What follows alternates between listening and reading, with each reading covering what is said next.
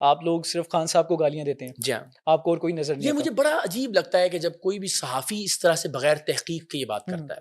اور دوسری بات یہ کہ گالی دینے سے آپ کی کیا مراد ہے؟ اگر میں کسی کو منافق کہتا ہوں تو میں کسی کو سمجھتا ہوں کہ بغیرت کہنا, جی بغیرت کہنا, میں سمجھتا ہوں کہ گالی جب آپ کسی کی کیا کہتے ہیں اس کے مزاج پر بات کرنا یا اس کی کسی صفت کو بیان کرنا, وہ کس طرح سے گالی ہو سکتا ہے؟ ایک آدمی جو ہے اس کے قول اور فعل میں تضاد ہے, آپ اس کو منافق نہیں کہیں گے تو اور کیا کہیں گے؟ ایک آدمی جو فلسطین کے معصوم بچوں کی شہادت, ظلم اور بربریت کے باوجود صرف اس خوف سے کہ کہیں ڈونلڈ ٹرمپ اور امریکی سینیٹرز ناراض نہ ہو جائیں, جہاں میری پارٹی نے لاکھوں کروڑوں ڈالرز کی جو ہے نا وہ لابنگ کی ہوئی ہے, اسرائیل کی مذمت کرنے کا روادار نہ ہو, تو میں سمجھتا ہوں اس آدمی میں بالکل غیرت نہیں ہے. تو یہ جس کے کسی وصف کی آپ بات کر رہے ہو یا جس کی کسی حرکت کی وجہ سے آپ اس کو جس کو ہم ایڈجیکٹو کہتے ہیں, اس کو آپ گالی کس طرح سے کہہ سکتے ہیں؟ اور بغیرت کو بھی ڈیفائن کر جی میں نے عرض کر دیا نا, جس میں غیرت نہیں ہے کہ فلسطین کے معصوم بچوں کے قاتل اسرائیل کی مذمت کرے اس خوف سے کہ ڈونلڈ ٹرمپ ناراض ہو جائے گا یا امریکی سینیٹرز ناراض ہو جائیں گے. میرے نزدیک تو اس کو بغیرت کہا جانا چاہیے. میں تو ایک اصول بتا رہا ہوں, آپ کے خیال میں اگر کوئی اپنے کسی لالچ یا کسی فائدے کی وجہ سے اسرائیل جیسے بربریت والے ملک اور ریاست کی مذمت نہیں کرتا تو وہ بغیرت نہیں ہوگا؟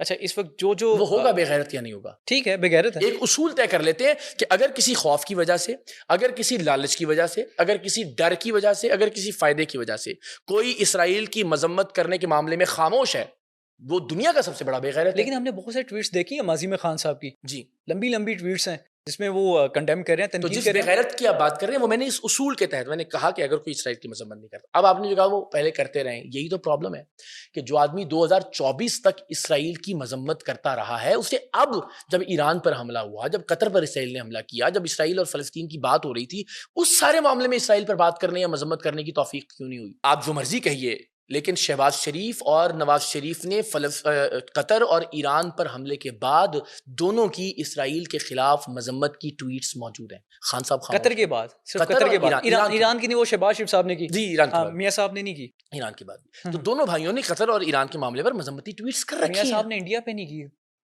میں نے اس کے خلاف ٹویٹ کی ہوئی ہے, وہ ٹویٹ موجود ہے اس کے خلاف. بالکل دیکھیں, یہ میرا میاں صاحب یا باقی لوگ کیوں یہ سمجھتے ہیں کہ جب میں عمران خان پر تنقید کر رہا ہوں تو اس کا مطلب ہے میں ان کے حق میں ہوں؟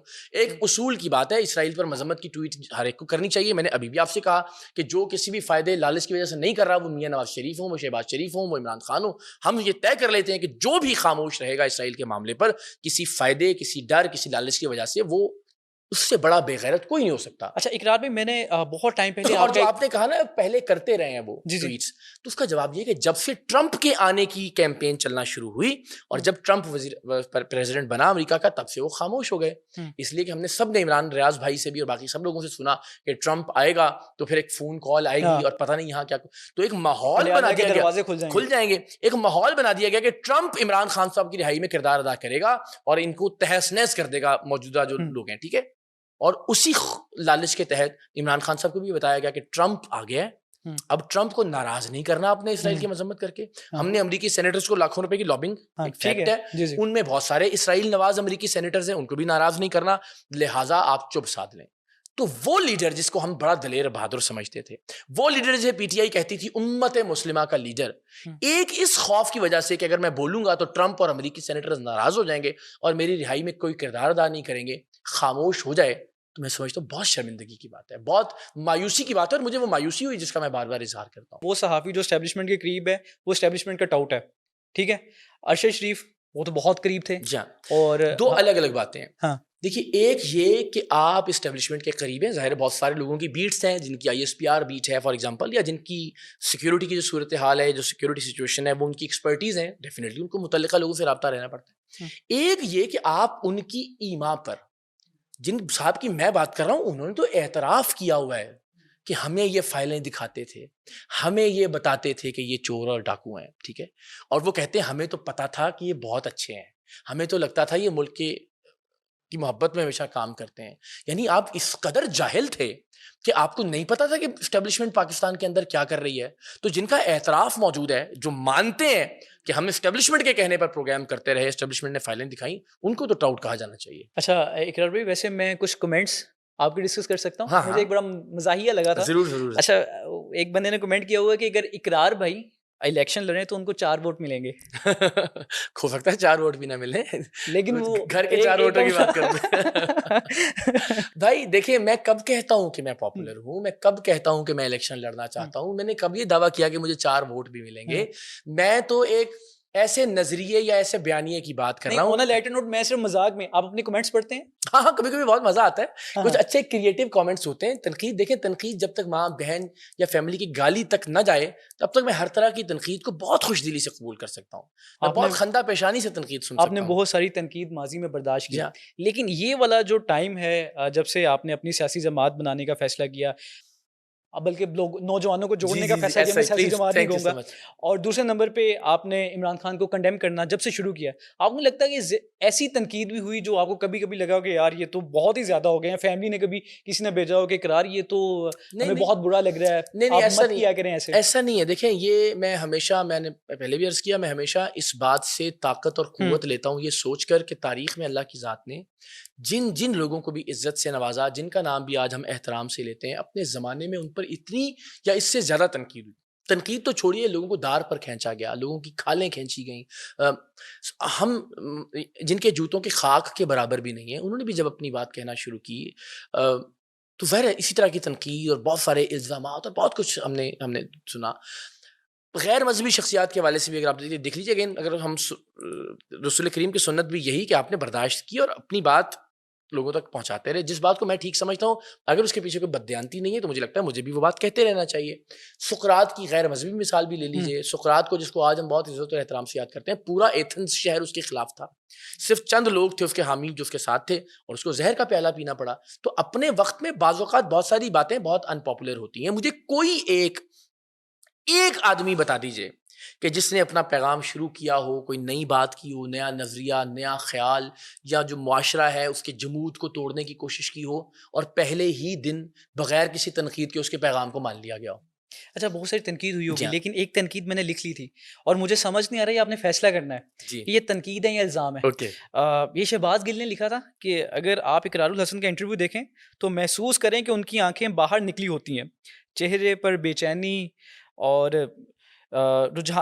چہرے پر بے چینی رہتی ہے. سننے میں آیا کہ وہ مرچیں بہت کھاتے ہیں, اکثر اپنی ہتھیلی پر رکھ کر ناک کے ذریعے کھینچ لیتے ہیں. یہ کون سی مرچوں کی بات کریں, میں یہ سمجھ نہیں پا رہا تھا کہ یہ تنقید ہے یا پھر الزام ہے. میں نے کہا آپ سے پوچھتا ہوں کہ شہباز گل صاحب سے پوچھنا چاہیے کہ یہ کیا ہے, یہ آپ کو کیا لگتا ہے وہ کیا کہنا چاہ رہے ہیں. میں نے چونکہ یہ دیکھا نہیں اور میں نہیں جانتا کہ وہ کس بارے میں بات کر رہے ہیں, میرا خیال ہے کہ اس کی وضاحت ان کو دینی چاہیے. وہ وضاحت دیں تو میں بہت سارے لوگ الزام لگاتے ہیں ایسا کچھ آپ پہ, جیسے یہ الزام ہے. نہیں, مجھ پہ آج تک نہیں, سارے میں کامنٹس پڑھتا ہوں, ہر چیز پڑھتا ہوں, الحمدللہ. ایسا الزام ایک انٹرویو میں ریسنٹلی یہ ضرور پوچھا گیا تھا, تو میں نے ان سے بھی یہ کہا تھا کہ بھائی کوئی بھی بات دیکھیں, آپ کو لگتا ہے کوئی ایسی چیز, چلے میں آپ کو یہ رائٹ دیتا ہوں کہ اگر آپ کو لگتا ہے کہ میں کسی بھی طرح کی انٹاکسیکیشن کے زیر اثر ہوتا ہوں تو ہم چلتے ہیں. دنیا کی, پاکستان کی جو لیبارٹری آپ کہیں, جو ٹیسٹ آپ پرفارم کرنا چاہیں, جو سیمپل آپ لینا چاہیں, وہ میں نے دینے کے لیے تیار ہوں, میرے ساتھ چلیے. لیکن یہ ثابت کر کے کہ میں ایک اچھا آدمی ہوں یا برا آدمی ہوں, آپ کچھ اچیو نہیں کر پائیں گے. اس لیے کہ جو بات میں کر رہا ہوں اس بات میں تو امیدوار ہی نہیں ہوں وزیر اعظم کا, نہ کسی ووٹ کا, نہ کسی عہدے کا. اگر میں کوئی عہدہ مانگ رہا ہوں, اگر میں کوئی اختیار مانگ رہا ہوں, اگر میں وزارت عظمیٰ کا امیدوار ہوں, یا میں کوئی ووٹ مانگ رہا ہوں, پھر آپ فیصلہ کیجئے کہ میں اچھا آدمی ہوں یا برا آدمی ہوں. یہ فیصلہ کیجئے جو بات میں کہہ رہا ہوں وہ بات اچھی ہے یا وہ بات بری ہے. اگر میں یہ کہہ رہا ہوں کہ نوجوانوں کو آگے آنا چاہیے اور اکٹھے ہونا چاہیے, کیا یہ بات غلط ہے یا یہ بات ٹھیک ہے؟ اگر میں یہ کہہ رہا ہوں کہ ایک ووٹ کے سسٹم کے ذریعے میرٹ کی بنیاد پر لیڈرز کا انتخاب ہونا چاہیے پارٹی کے اندر, جیسے ساری دنیا کی پولیٹیکل پارٹیز میں ہونا, یہ بات غلط ہے یا یہ بات ٹھیک ہے؟ اگر میں یہ کہہ رہا ہوں کہ ایک مڈل کلاس کے آدمی کو, ایک غریب نوجوان کو بھی برابر کا موقع ملنا چاہیے کہ وہ میرٹ اور الیکشن کے ذریعے پارٹی چیئرمین بھی بن سکے اور وزیر اعظم پاکستان بھی بن سکے, تو یہ بات ٹھیک ہے یا یہ بات غلط ہے؟ اگر میں یہ کہہ رہا ہوں کہ دنیا بھر میں جہاں جہاں جمہوریت کامیاب ہے, جہاں جہاں جمہوریت کے ثمرات عام آدمی تک پہنچ رہے ہیں, وہاں جو سیاسی جماعتیں ہیں ان کے اندر الیکشن کے ذریعے ایک مخصوص مدت کے لیے لیڈرشپ منتخب ہوتی ہے, یہاں بھی ایسا ہونا چاہیے, یہ بات ٹھیک ہے یا یہ بات غلط ہے؟ اگر میں کہہ رہا ہوں کہ 30-40 سال تک دکانوں پر تو کوئی آدمی یا فرد قابض رہ سکتا ہے, سیاسی جماعتوں پر کوئی قابض رہتا ہے تو وہ ڈکٹیٹر ہے, وہ آمر ہے, یہ بادشاہت ہے یا جمہوریت نہیں ہے, اس بات میں کوئی غلطی ہے یا اس بات میں کوئی خرابی ہے؟ میں اچھا ہوں, میں برا ہوں, تو یہ ڈسکس تب کیجئے جب میں آپ سے ووٹ مانگ رہا ہوں. میں اچھا یا برا ہوں تب ڈسکس کیجئے.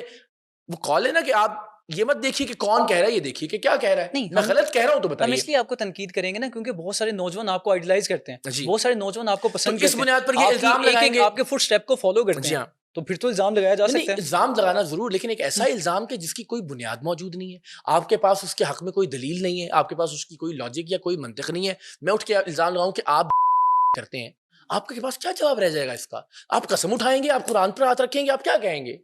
کوئی بھی الزام لگائے, میں آپ سے کہوں آپ انسانی اسمگلنگ میں ملوث ہیں, اب اس الزام کی کیا بنیاد ہے؟